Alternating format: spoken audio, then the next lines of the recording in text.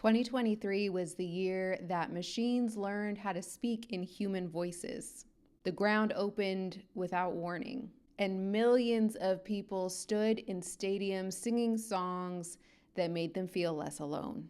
In the face of all of that, the artificial and the devastatingly real, the deepest question was also the simplest. What do you know to be true about yourself that no algorithm, no authority, no inherited story, and no catastrophe can take from you? Hey everybody, it's Mystic Brew, founder of Return to Self, where I what? Correct. Help you remember who you were before the world taught you who to be. And this is another episode of Hot Girl Math. We are time traveling in this series for the first 10 videos. And today we are time traveling back to 2023. Let's begin.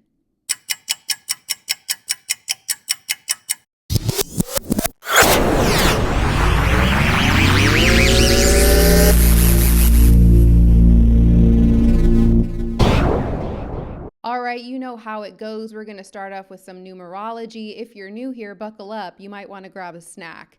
2023 was a 7-year. So we just came from 2022, which was a 6-year, a year of nurturing, of caretaking, of serving, of tending to the body and to community.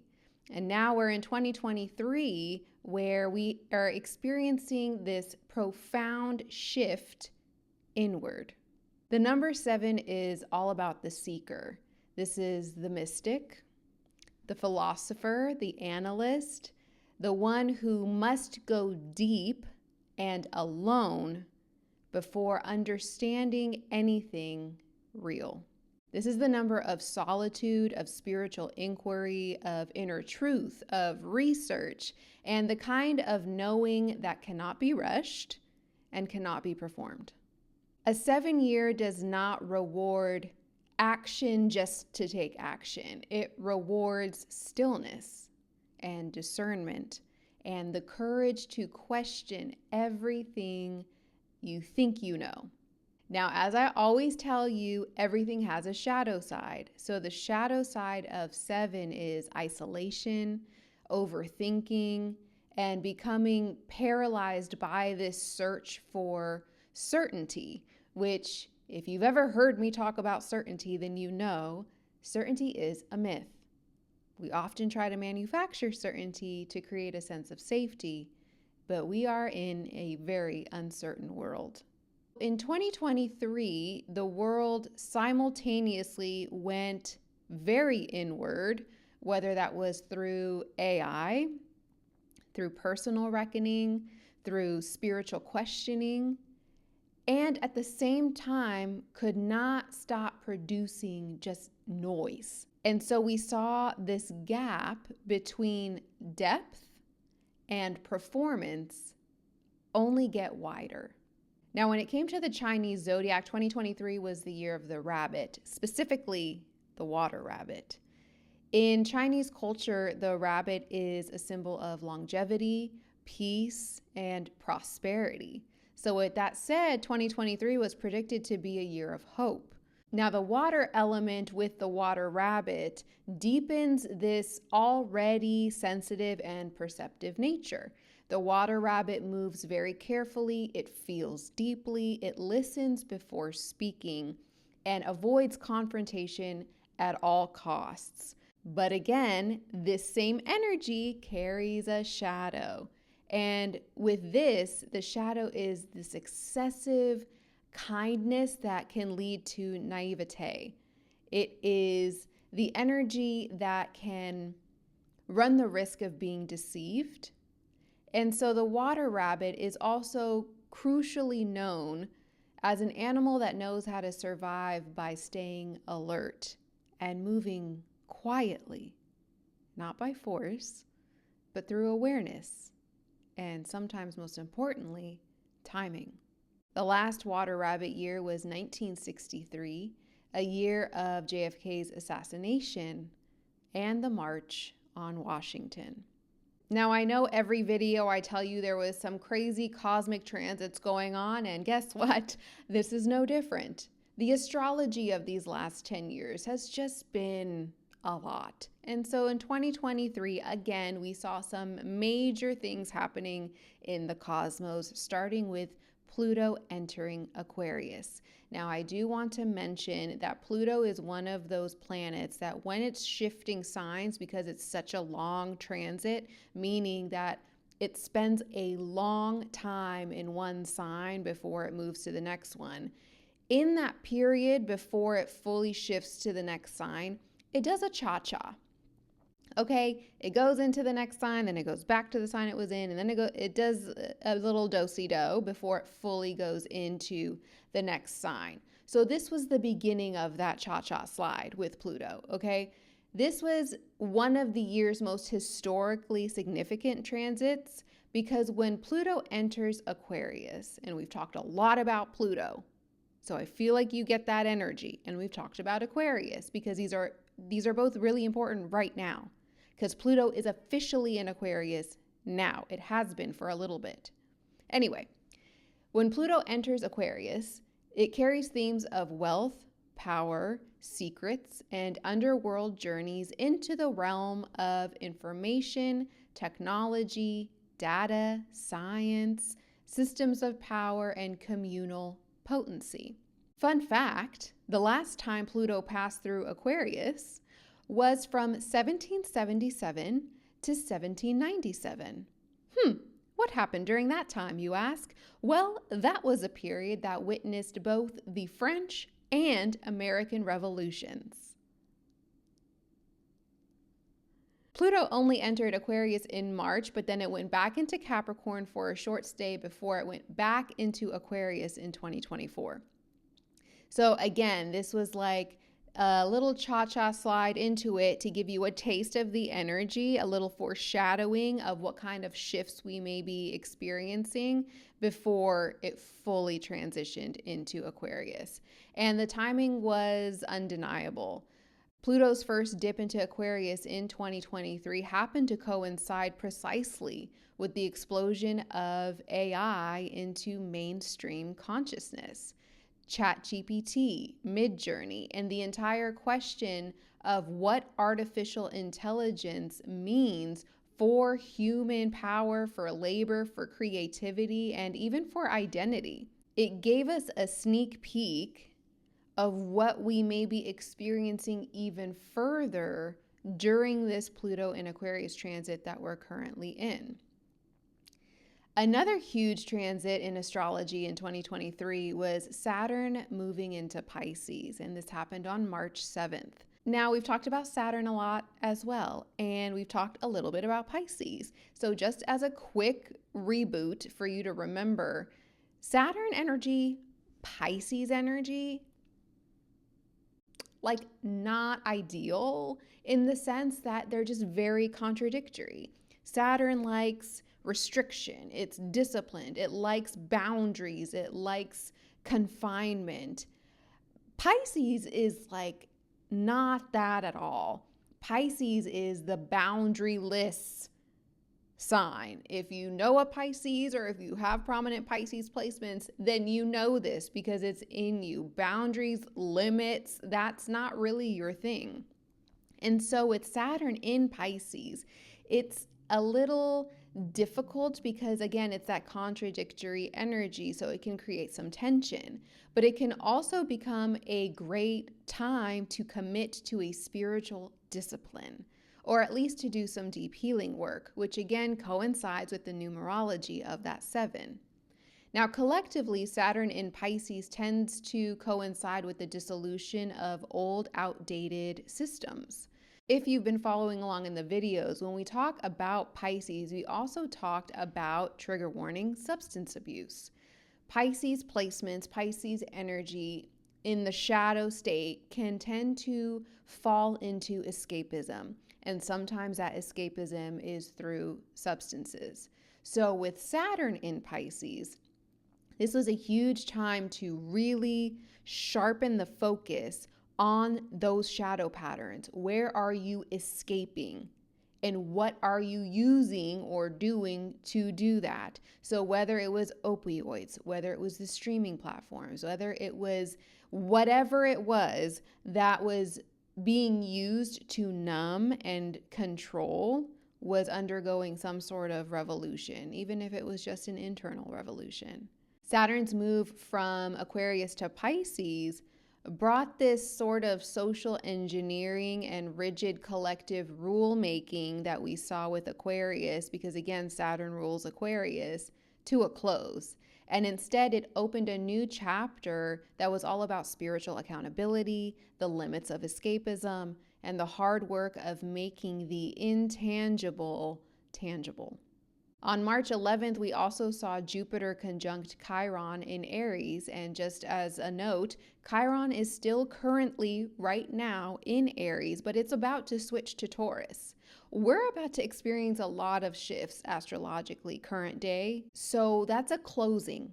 Every time a planet, a luminary, a cosmic player in the sky shifts from one sign to another, there is a sort of sense of a cycle closing that's in relation to whatever that energy is. Just want to note that because that's important for right now. Anyway, during this time, March 11th, 2023, Jupiter conjunct Chiron in Aries. Conjunction means what? Correct. They came together. They were close together. So the energies merged together. This created an expansion to have to face, process, and integrate our shadow. By focusing on healing our past, we were able to set ourselves up for success.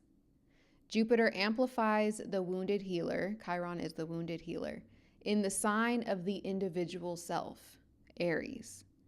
And this asks us, where have you been hurt simply by being who you are? And are you finally ready to address it? Now, after Jupiter made its little pit stop with Chiron and Aries, it moved into Taurus, and it was in Taurus into 2024. So this shifted the collective emphasis from individual assertiveness with that Aries energy into a slower, more sensory domain of material values, financial foundations, beauty, and pleasures of the body. This was Jupiter asking us, what do you actually value? And are you building your life around that? We also saw a shift in 2023 with the eclipses. We were previously moving through the axis of Taurus and Scorpio, and then in 2023, the eclipse axis moved into Aries and Libra. So again, as I've mentioned in the past, in astrology, every zodiac sign has its sister sign. And these represent, how I teach it, like two ends of a spectrum. And they seem opposite. It's again, contradictory energy, but it's really the extremes of one spectrum. There's usually a theme. So with Aries and Libra, you have Aries, which is the self. And then you have Libra, which is partnership. So as you can see, this is illustrating the spectrum of where you are and how you move, whether it's in the world, your personal life, what have you, in the spectrum of self and other. How do you honor yourself while still honoring the other? How do you honor the other without losing yourself? So in 2023, we began the process, and again, it's specific to your personal chart. Whatever houses are ruled by Aries and Libra, you are experiencing this balancing act of self and other. So the first eclipse in Aries was on April 19th in 2023, followed by a Scorpio eclipse on May 5th. Then on October 14th, an eclipse in Libra, and then followed by the last Taurus Scorpio axis eclipse on October 28th. I share those dates because I want you, again, think back 2023. What was going on? Was anything specific happening on those dates? Maybe. The Aries-Libra axis governs the tension between the self and other, as I mentioned. This is between individual identity and relational accommodation. So the world's debates in 2023 about AI identity, creative authorship, and whose voice matters in an increasingly machine-mediated world all ran along this fault line. And then lastly, in 2023, we experienced Venus retrograde in Leo from July 22nd to September 3rd. This was the year's perhaps most intimate transit because it was pulling the collective back through questions of love, creative identity, visibility, and self-worth. And this is especially potent not just because we're talking about Venus, but because Leo is the ruler of the heart. So here, during this transit, we're being asked, who are you when no one's watching? What do you create when the audience isn't the point?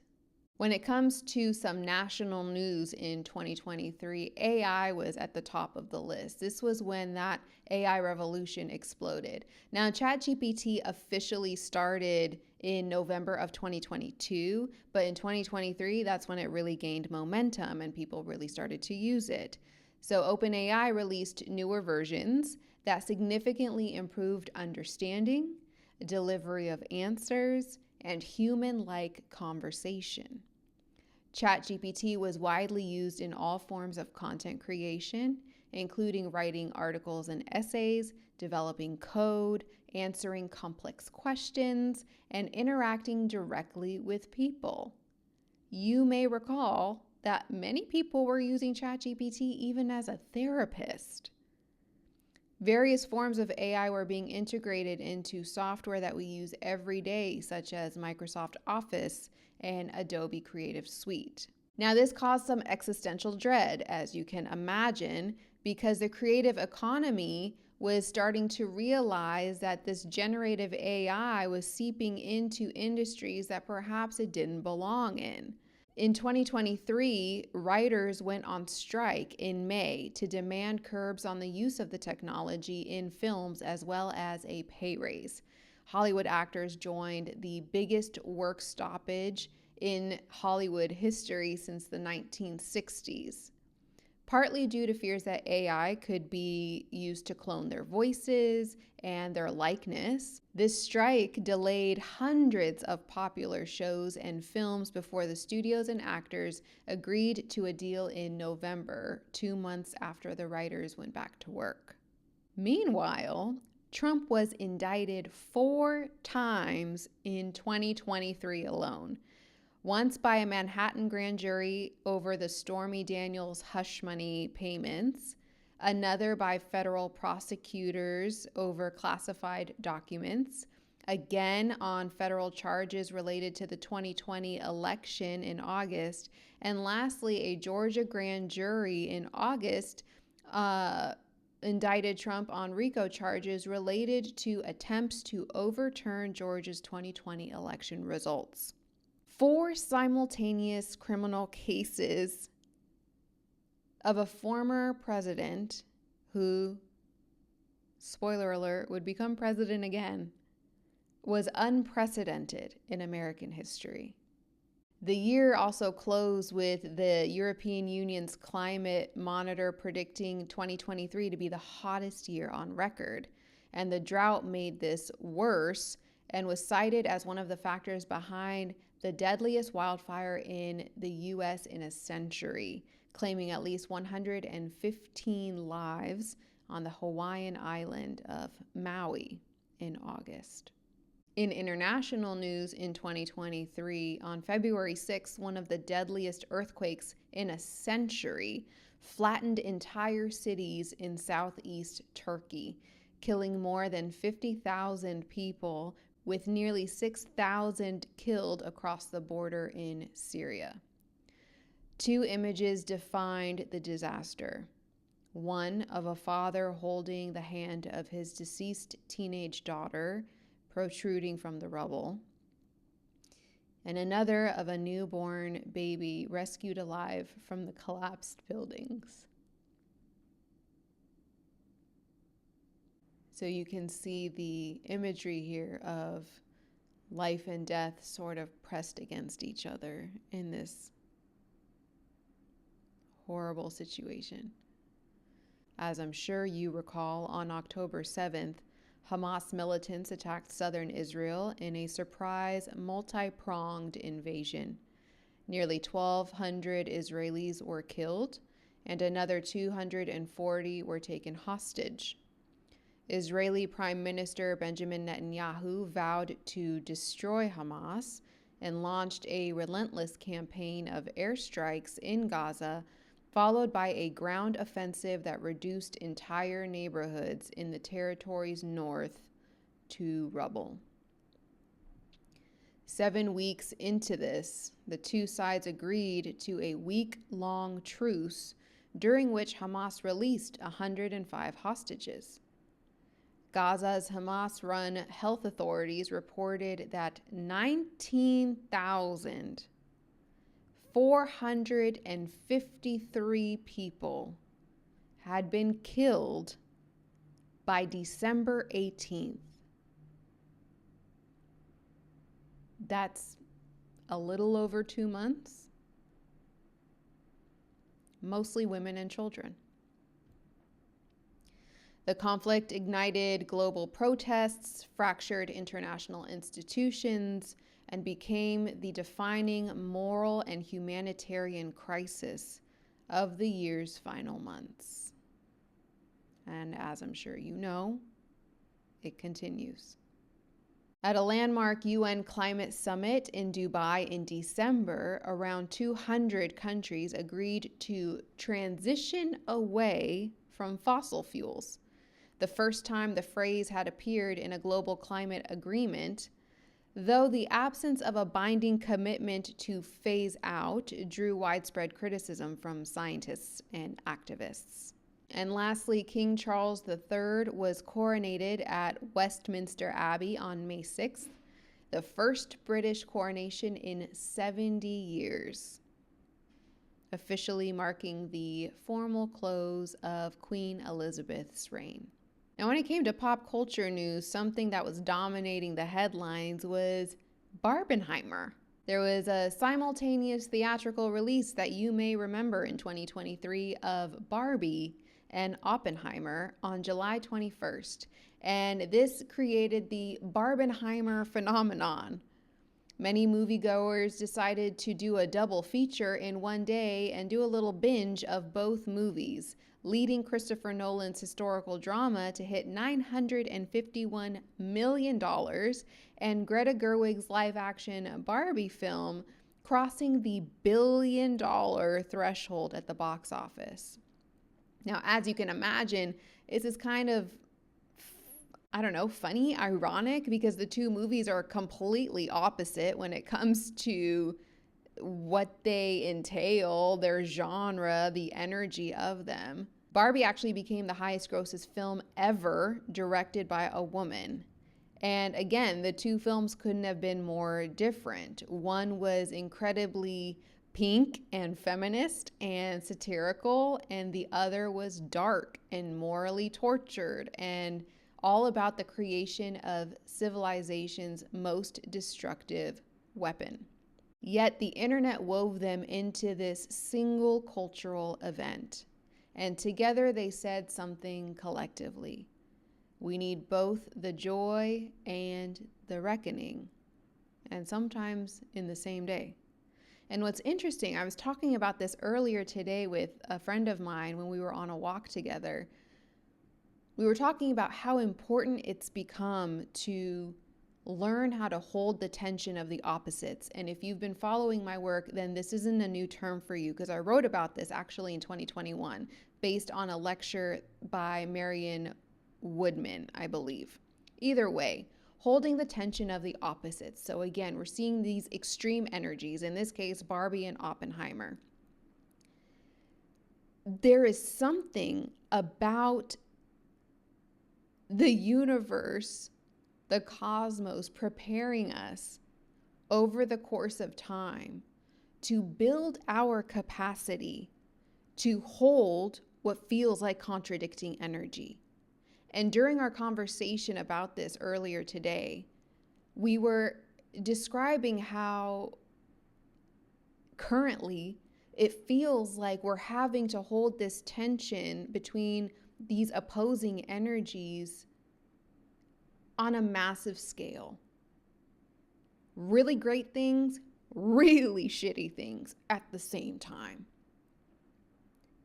And having to find a way, again, to honor both.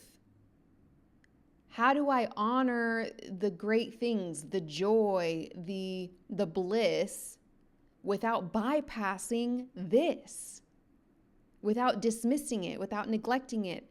How do I honor and acknowledge this while also honoring this?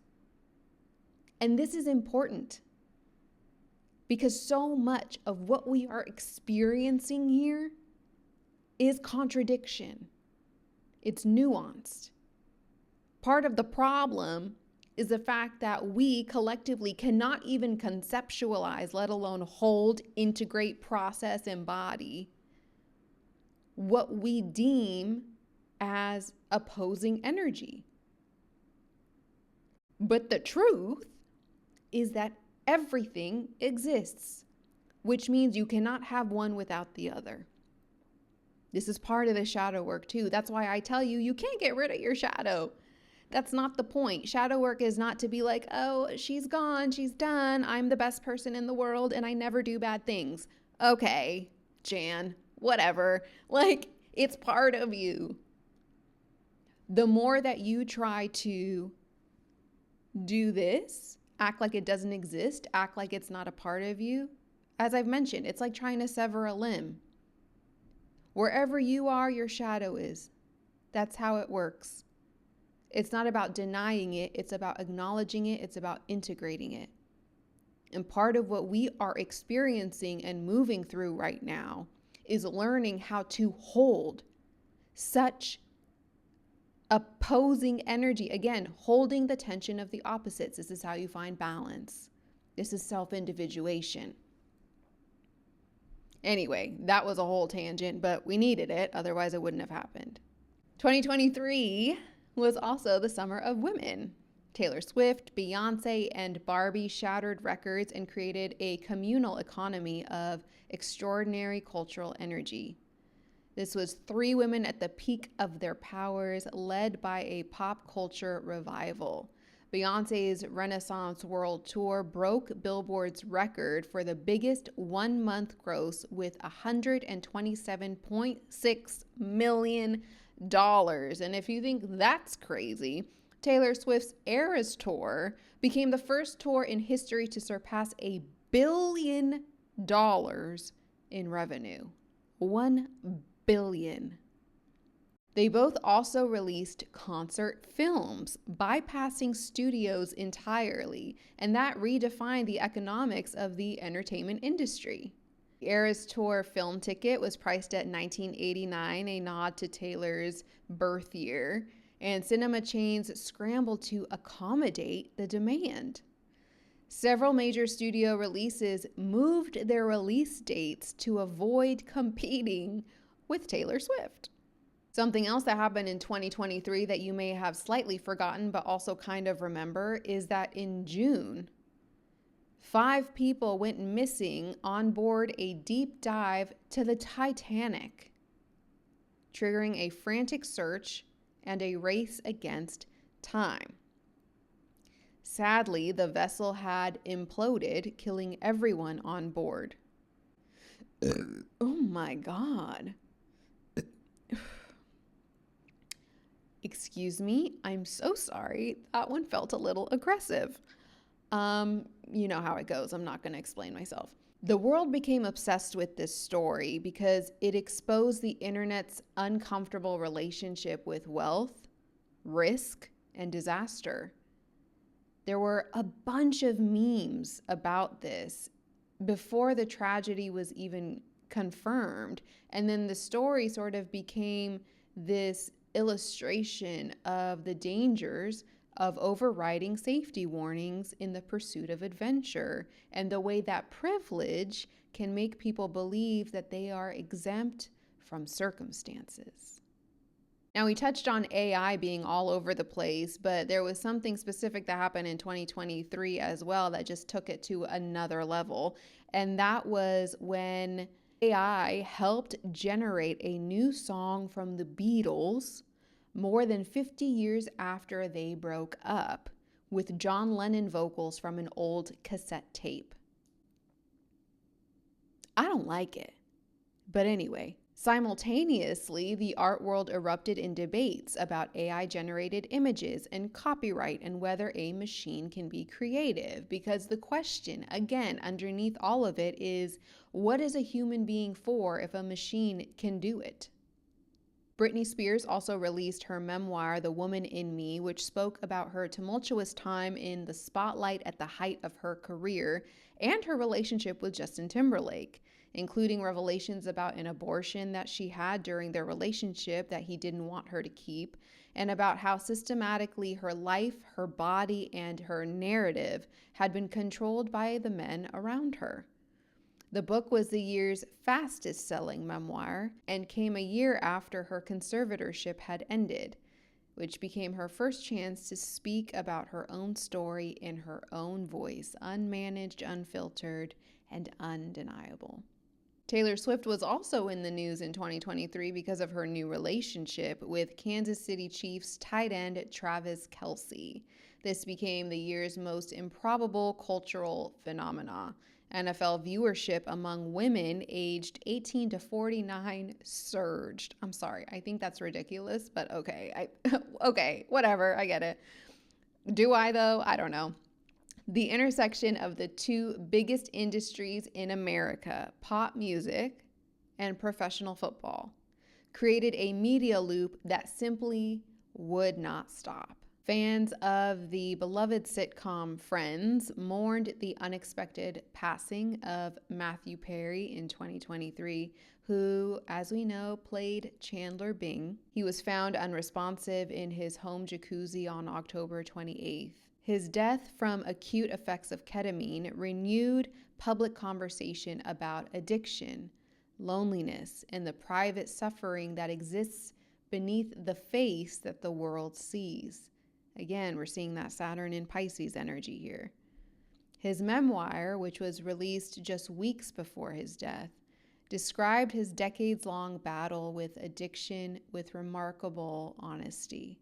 In July, Irish singer Sinead O'Connor died at age 56. The world mourned a woman who had been punished her entire career for being exactly who she was, for tearing up a photo of the Pope on live television decades before anyone was ready for the conversation she was trying to have, for being too raw, too political, too honest. In 2023, with the Catholic Church abuse scandals long since confirmed, the world finally caught up to her. Her death felt like a belated recognition of a prophet who had been ridiculed for seeing things clearly, and not just for seeing them, but for having the courage to speak about it. In music news, Miley Cyrus released Flowers, a declaration of radical self-sufficiency that became one of the fastest songs in history to reach 1 billion Spotify streams. SZA's SOS dominated that year as well, critically and commercially. Morgan Wallen was both the year's most controversial and most streamed artist. The Last of Us launched Pedro Pascal, our Aries honey, into full superstardom, and Killers of the Flower Moon brought Scorsese's reckoning with indigenous genocide to global audiences. So really quick, let's go down a few of the top major headlines of 2023. We have the Israel and Hamas war, the rise of generative AI, Turkey and Syria's earthquake, Trump's 4 criminal indictments, Hollywood writers and actors strikes, Barbenheimer, the Maui wildfires, OceanGate's Titan implosion, and King Charles's coronation. So as always, what are the three themes, the through lines, the loud sort of alarm bells that were going off with the things that we were experiencing in 2023, and perhaps you too were individually experiencing throughout the year? One was, who's writing this story? There was this question throughout 2023 of voice and creativity and truth. Again, we see that the 7-year and the water rabbit prize discernment, which is the ability to sense what's real, what's true beneath what's being performed. And 2023 made that distinction the central crisis of the age. AI could now write, paint, compose, and converse. Hollywood strikes were a labor movement fundamentally about who owns creative output. Britney Spears finally got to tell her own story. Sinead O'Connor's death prompted a collective admission that she'd been right all along and yet punished for it. And then the OceanGate implosion was a story about a CEO who overrode safety warnings from his own engineers because he believed his own narrative more than theirs. The AI-assisted Beatles song raised the question of what real even means anymore, and Pluto's first little cha-cha into Aquarius, began a generation-long period in which spreading equality of opportunity is a prime cultural force, a time to reforge society and hand it to the common people. The war over who authors reality, human or machine, individual or institution, the powerful or the truthful, was the undercurrent beneath every major story of the year. The second theme was this sense of collective grief and this wound that will not wait. The Turkey earthquake father holding his daughter's hand in the rubble, that just freaking breaks my heart anytime we talk about it. It all breaks my heart. The 1,200 killed on October 7th, and then the nearly 20,000 killed by the year's end. The 115 people who died in the Maui fires. Matthew Perry alone in his jacuzzi after a lifetime of fighting the thing that finally ended up winning. Sinead O'Connor, who had been fighting her whole life to be believed. The water rabbit feels everything. Its shadow is the tendency to stay gentle when it's facing things that demands fury. Again, holding the tension of the opposites. It's not this or that, it's this and that. Jupiter conjunct Chiron in Aries asked us, where is the wound you keep tending to just around the edges, but never actually getting to the center of it? 2023 was a year when grief accumulated faster than it could be processed.